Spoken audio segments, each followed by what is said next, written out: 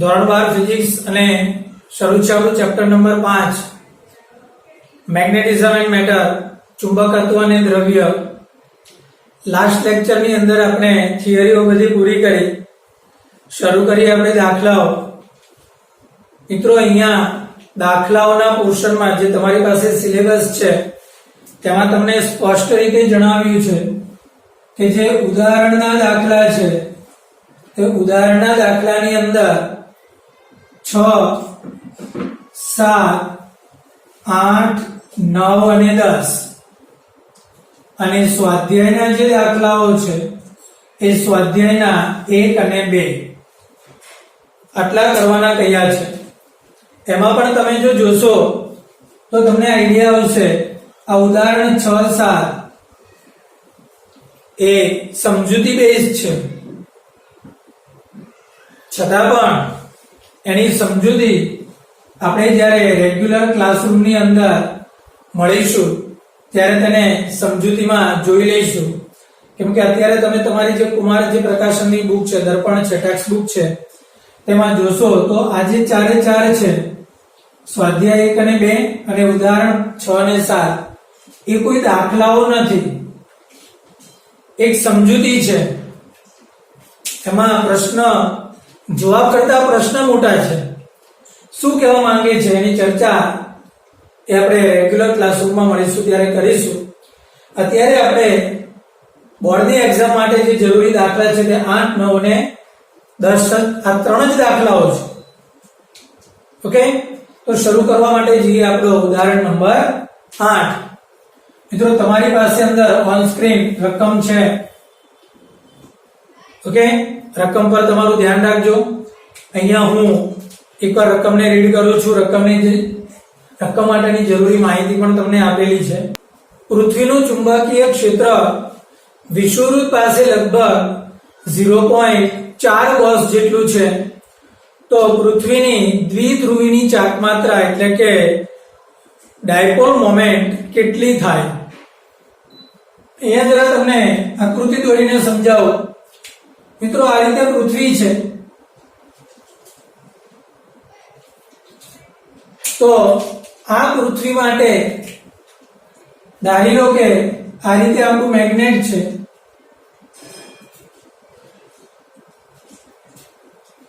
આ નોર્થ છેડો અને આ સાઉથ છેડો.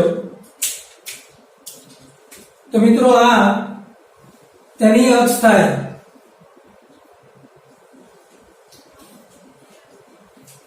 અને આ તેની વિષુવરેખા થાય. તો અહીંયા તમને ચુંબકીય ક્ષેત્ર આપેલું છે 0.4 ગોસ. મિત્રો ગોસ એ ચુંબકીય ક્ષેત્રનો એકમ છે.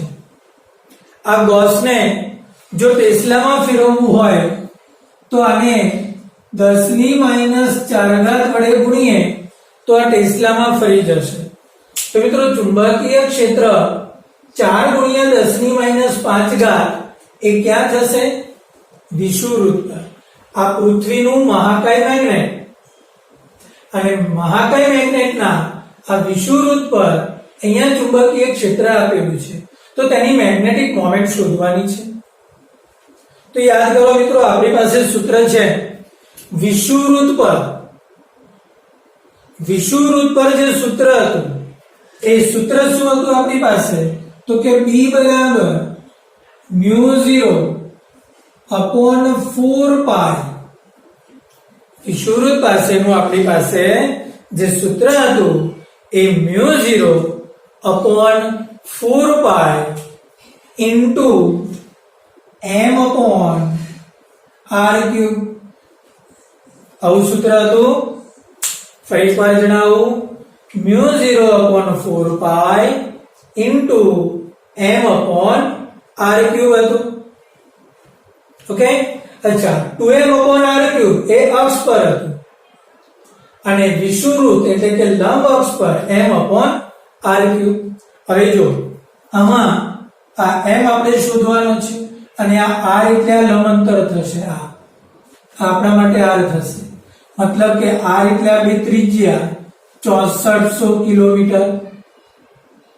પૃથ્વીની ત્રિજ્યા 6400 કિલોમીટર છે તો એમને કરતા બનાવી દઈએ તો m બરાબર 4 પાઈ r ક્યુબ ઇન્ટુ આને આપણે be કહીએ છેદમાં આ μ0 તો મિત્રો આ 4 પાઈ r એટલે કેટલો આપેલો છે 6400 કિલોમીટર એટલે કેટલા થશે મિત્રો 6.4 ગુણ્યા 10⁶ એટલે મીટર થશે અને આ તેનો ઘન ઓકે ત્યાર પછી be તમને આપેલું છે 4 ગુણ્યા 10⁻⁵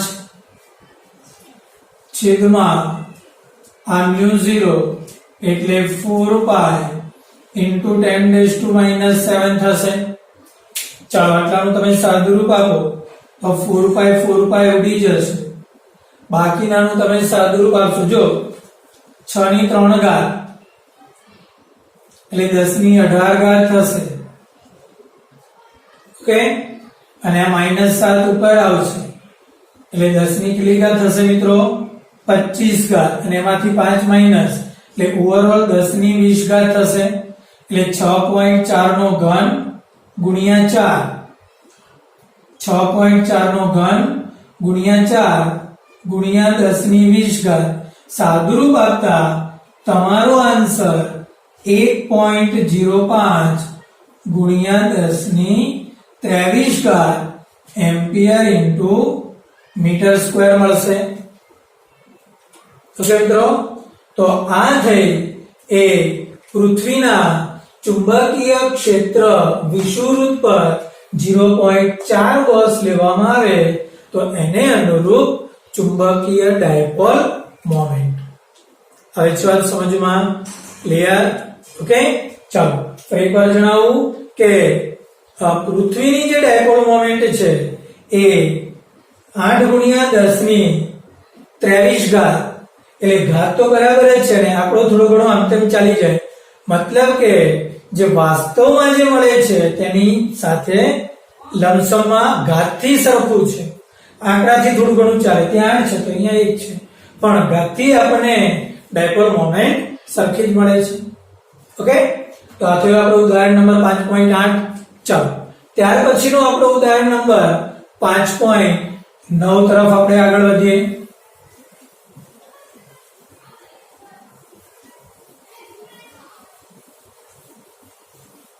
ઓકે આપણી પાસે રકમ આપેલી છે જરા એકવાર રકમને આપણે રીડ કરી લઈએ વાંચું છું તમારું ધ્યાન અહીંયા સ્ક્રીન પરની રકમમાં હોવું જોઈએ કોઈ સ્થાનના ચુંબકીય ધ્રુવતલ એટલે મેગ્નેટિક મેરિડિયન ઓકે આ મેગ્નેટિક મેરિડિયનમાં પૃથ્વીના ચુંબકીય ક્ષેત્રનો સમક્ષિતિજ ઘટક યાદ કરો પૃથ્વીના ચુંબકત્વ માટેની થિયરી બે ઘટક હતા સમક્ષિતિજ ઘટક અને શિરોલંબ ઘટક ઓકે સમક્ષિતિજ ઘટક આપણને કેટલો આપે છે 0.26 ગોસ એટલે કે BH 0.26 ગોસ અચ્છા આપણે થિયરીમાં આને HE તરીકે પણ લીધેલો છે જો તમારે BH નથી લખવો તો આને HE પણ કહેવાય કેટલો છે 0.26 ગોસ ઓકે અને નમન કોણ 60 અંશ છે નમન કોણ એટલે કે કેપિટલ R 60 અંશ છે ઓકે તો આ સ્થાને ચુંબકીય ક્ષેત્ર કેટલું હશે એટલે કે ટોટલ ચુંબકીય ક્ષેત્ર એટલે કે BE બરાબર પ્રશ્નાર્થ ચિહ્ન ઓકે મિત્રો આ દાખલો તમારી ટેક્સ્ટ બુકમાં જે રીતે આપ્યો છે તે રીતે નથી કરાવતો થોડી જુદી રીતે કરાવું છું મિત્રો આપણી પાસે ટેક્સ્ટ બુકમાં આવું સૂત્ર હતું tan I બરાબર ZE/HE tan I બરાબર ZE/HE અચ્છા ZE ન લખવું હોય તો BZ લખાય અને HE ન લખવું હોય તો BH લખાય તો આપણે આ સૂત્ર વાપરીને કામ કરીએ તો tan I બરાબર શું બનશે BZ z upon bh, તો આ 10 60 બરાબર આ bz ને bz જ રાખો અને bh એ તમને આપેલો છે 0.26.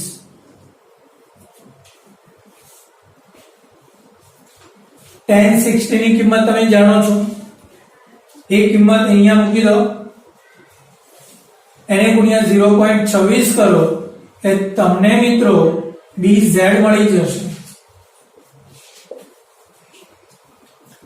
યાદ રાખજો આ જવાબ પણ ગૌસમાં જ મળશે. જવાબ સમજમાં? ઓકે, તો તમને આ સમક્ષિતિજ ઘટક અને શિરોલંબ ઘટક આ બંને મળી ગયા. તો આપણી પાસે થિયરીમાં એક બીજું પણ સૂત્ર હતું કે BE બરાબર √ ZE² પ્લસ HE². તમારે જો સૂત્ર આ રીતે નથી લખવું તો તમે આ રીતે પણ લખી શકો છો, BZ² પ્લસ BH². તો મિત્રો તમને અહીંયા જે મળ્યું તે અહીંયા મૂકી દો, પ્લસ BH એટલે 0.26 નો સ્ક્વેર કરો, સાદુરૂપ આપી અને પછી જે આંકડો મળે છે તેનું વર્ગમૂળ કરો એટલે ફાઇનલ તમને અહીંયા ચુંબકીય ક્ષેત્ર આઈ થિંક 0.52 અને એ પણ તમને ગૌસમાં જ મળે છે.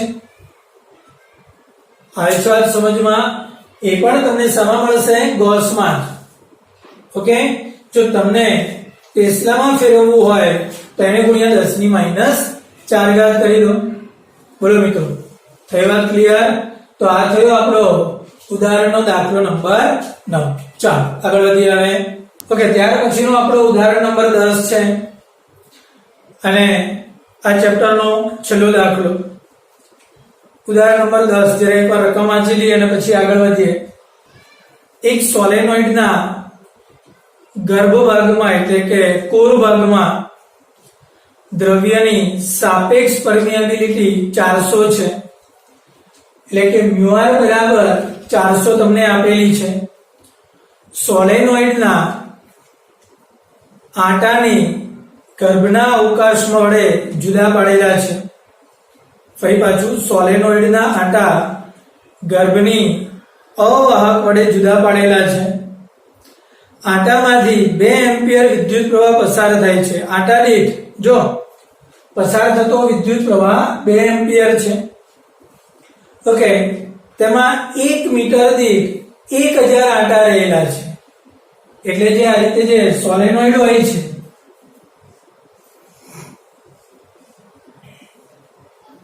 આ રીતે તેમાં આંટાઓ રહેલા છે, તો કુલ આંટાને કેપિટલ N કહેવાય. પણ કેપિટલ N ને જ્યારે L વડે આપણે ભાગીએ ત્યારે એકમ લંબાઈ દીઠ આંટા કહેવાય. તો એ આંટાની સંખ્યા 1000 આંટા પર મીટર રહેલી છે. આના પરથી કુલ આંટા જોઈતા હોય અને જો લંબાઈ આપેલી હોય તો તમે લંબાઈનો ઉપયોગ તમે કરી શકો છો. ઓકે, તો n બરાબર 1000 આંટા પર મીટર છે. પ્રવાહ પણ આપેલો છે. તો આપણી પાસે શું માંગે છે? h ચુંબકીય તીવ્રતા, ચુંબકીય ક્ષેત્ર માંગે છે, મેગ્નેટાઇઝેશન ની તીવ્રતા માંગે છે અને Im એટલે કે મહત્તમ મેક્સિમમ પ્રવાહનું મૂલ્ય માંગે છે આપણી પાસે. ઓકે, ચાલો યાદ કરો મિત્રો, આપણી પાસે જે થિયરી હતી એ થિયરીમાં આ રીતનું સૂત્ર મળતું હતું, B0 બરાબર μ0 ni. B0 બરાબર μ0 into ni. આ સૂત્ર ક્યારે વાપરી શકાય? કે જ્યારે આપણે અંદર કોઈ ચુંબકીય દ્રવ્ય મૂકેલું નથી ત્યારે ચુંબકીય ક્ષેત્ર B0 બરાબર μ0 into ni થાય. થિયરી જો તમારી કમ્પ્લીટ હોય ન હોય તો ફરી પાછો વિડિયો જોઈ લો અથવા તો થિયરી એકવાર વાંચી લો. ઓકે, ચલો બીજું સૂત્ર હતું B0 બરાબર μ0 into h. તો મિત્રો તમે આ બંનેને જો સરખાવી દો તો તમને H બરાબર NI મળશે. તમારી દર્પણમાં સીધું આ સૂત્ર આપેલું છે અને યાદ બી રાખવાનું છે આ સૂત્ર H બરાબર NI. તો હવે તો એકદમ સિમ્પલ છે. n તમને આપેલો છે, કેટલો છે? 1000 એટલે કે 10 ની 3 ઘાત અને I તો કે 2, તો તમારો આન્સર થશે 2 ગુણ્યા 10 ની 3 ઘાત એમ્પિયર પર મીટર. તો તમારો આ એક આન્સર મળી ગયો. ઓકે, ચાલો હવે બી શોધવા પર જઈએ. આવું જ આપણી પાસે બીજું સૂત્ર હતું, b બરાબર μ * h. ઓકે, અચ્છા, તો μ બરાબર μ0 * μr લખાય. આપણને ખબર છે કે μr બરાબર μ/μ0 થાય, તો આ બંનેનો ગુણાકાર કરીએ તો આપણને μ મળે. તો μ ની જગ્યા પર μ0 * μr લખાય. તો μ0 કેટલો લખશો? 4π × 10⁻⁷ μr 400 લખશો અને h એ તમારે અહીંયા હમણાં જ આવી ગયો 2 ગુણ્યા 10 ની 3 ઘાત. પાઈ ની કિંમત 3.14 મૂકી દો અને સાદુરૂપ આપો એટલે નિયરલી ઇક્વલ ટુ તમારો આન્સર 1 ટેસ્લા જેવો મળશે. ઓકે, એટલે તમારું ચુંબકીય ક્ષેત્ર કેટલું થયું? 1 ટેસ્લા. ચાલો, આ બે આન્સર આપણા અહીંયા ક્લિયર થાય છે.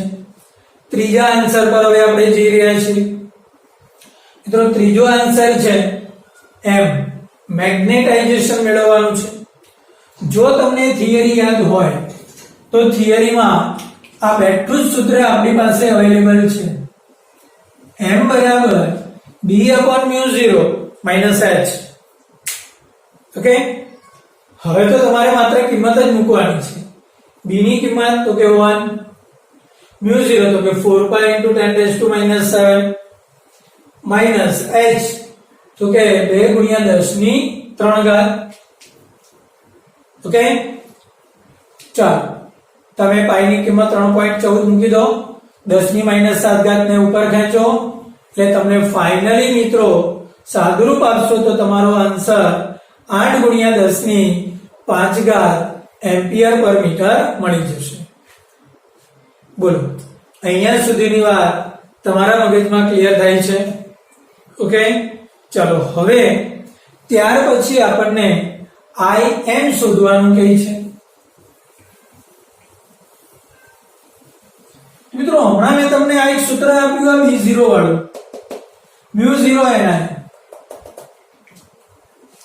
આ સૂત્ર ક્યારે વપરાય છે? તો કે જ્યારે સોલેનોઇડના ગર્ભભાગમાં કશું જ મૂકેલું નથી ત્યારે. ઓકે, અચ્છા, અહીંયા આપણે એક એક્સ્ટ્રા આકૃતિ ડ્રો કરીને સમજીએ. આ સોલેનોઇડ,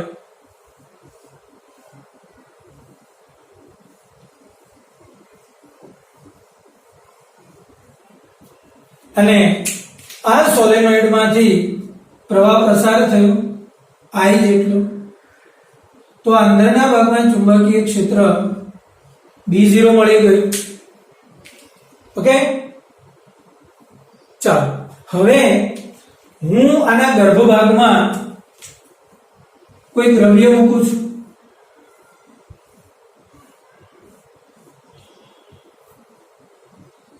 તો એ દ્રવ્ય હું મૂકીશ તો હવે આ ચુંબકીય ક્ષેત્ર B જેટલું મળી જશે.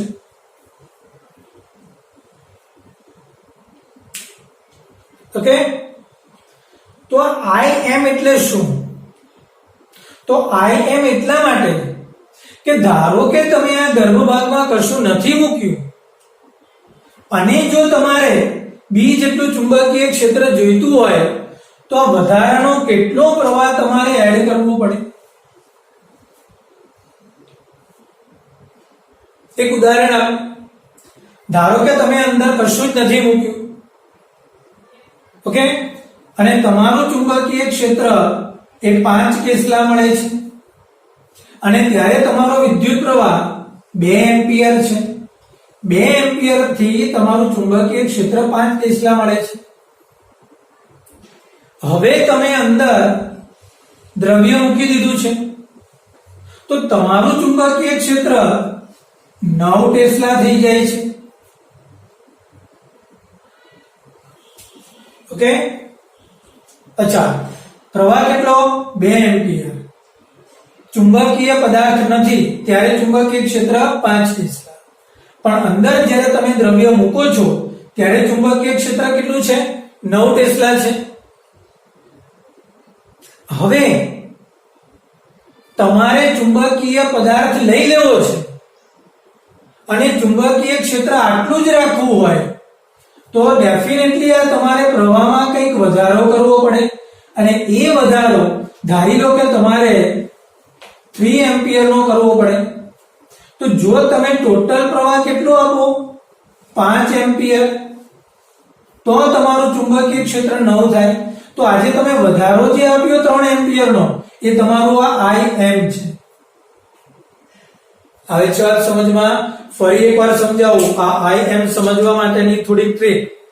પહેલા તો તમે કોઈ પણ દ્રવ્ય મૂક્યું નથી તો B0 બરાબર μ0 ni.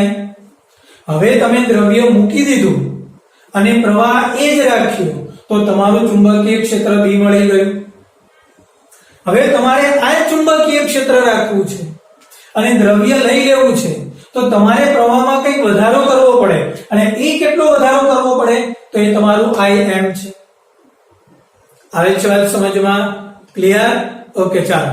તો હવે તો અહીંયા તમારું જે સૂત્ર છે, તમારે જે વધારો કરવો પડ્યો એ IM. તો સૂત્ર આ છે μ0 n I plus IM. તો 2 તો હતો જેમાં 3 નો વધારો કર્યો એટલે 2 + 3 એટલે I plus IM. તો એ માટેનું જે ચુંબકીય ક્ષેત્ર છે તે B છે. ક્લિયર મિત્રો? ઓકે, ચાલો. તો હવે આપણી પાસે અહીંયા 2 સૂત્ર અવેલેબલ છે. એક તો કયું? B0 બરાબર μ0 ni. બીજું B બરાબર μ0 n I plus IM. આપણે શું શોધવું છે? IM શોધવો છે મિત્રો. તો જો આપણી પાસે અહીંયા અવેલેબલ રાશિ કેટલી છે? જો તમારી પાસે B અવેલેબલ રાશિ છે, B છે, ઓકે, પણ B0 જો અહીંયા થશે તમારી પાસે નથી. તમે એક કામ કરી શકો, અહીંયા તમે આ બંને સમીકરણનો ગુણોત્તર લો.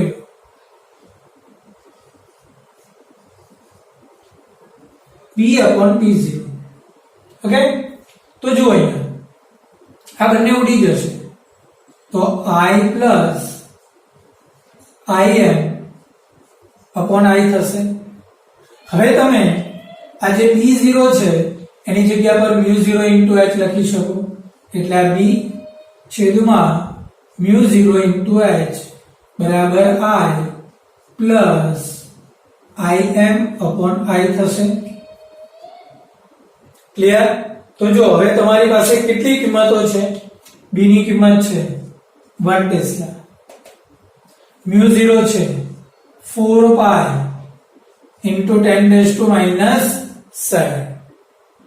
ચાલો, h છે તમારી પાસે કેટલો છે? 2 × 10⁻³ ઓકે. I પણ છે તમારી પાસે 2 એમ્પિયર. અહીંયા પણ તમે 2 એમ્પિયર મૂકો. મિત્રો સાદુરૂપ આપવાનું કામ એક તમારે જાતે કરવાનું છે. આ બધી જ કિંમત મૂકીને સાદુરૂપ આપો કે ડેફિનેટલી તમને IM ની કિંમત એ 794 એમ્પિયર મળશે. બોલો મિત્રો, આવે છે વાત સમજમાં? ક્લિયર? તો આ થયો આપણો ઉદાહરણનો દાખલો નંબર 10. ઓકે, તો મિત્રો અહીંયા આ સિવાયના ઉદાહરણના દાખલા નંબર જે આગળના હતા 8, 9, 10 આપણે આજના લેક્ચરમાં જોયા. ઉદાહરણ નંબર 6 અને 7, ઉદાહરણ નંબર 6 અને 7 એ બે દાખલાઓ એ આપણે રેગ્યુલર ક્લાસરૂમ, જો કે દાખલાઓ નથી, સમજૂતી છે, રેગ્યુલર ક્લાસરૂમમાં જોઈશું. સ્વાધ્યાયનો પહેલો અને બીજો એ પણ સમજૂતી બેઝ છે, રેગ્યુલર ક્લાસરૂમમાં જોઈ લઈશું. તમારે એક્ઝામ સંબંધિત દાખલાઓમાં ઉદાહરણ 8, 9 અને 10 આ 3 દાખલા કરવાના છે. 3 દાખલા આપણે અહીંયા પૂરા થાય છે. ઠીક છે મિત્રો, તો આજનો લેક્ચર આપણે અહીંયા પૂરો કરીએ. નેક્સ્ટ લેક્ચર માટે ફરી પાછા મળીશું.